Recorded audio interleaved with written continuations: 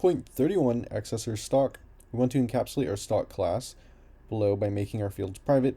We were given the following code right here, and so we're just going to want to add onto it and edit it.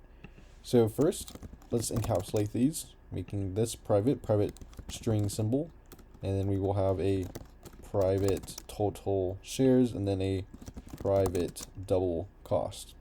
We want to add an accessor method named getSymbol, getTotalShares, and getTotalCost to return all of these respectively. And we've already done this before. It's in the playlist link below the like button, but we can do it again. Remember, whenever we want a accessor or a mutator, so a getter or a setter, we want it to be public so that we can access it outside of this method. We want our return type to be whatever we are getting or accessing.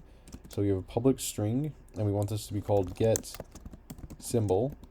We don't pass in any parameters, we're just calling this here, and we want to return our symbol. We can just end this.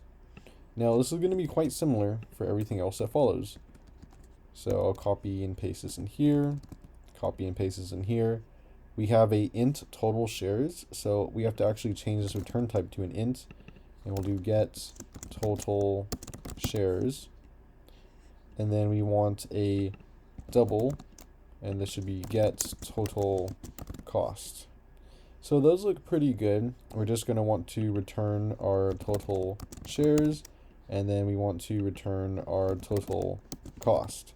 So that should be it for our accessors and making our fields private. Let's submit this. It's going to pass all of our tests. And that's how we would edit this class and incorporate our accessors and encapsulation. So that is 8.31, which is accessorsStock.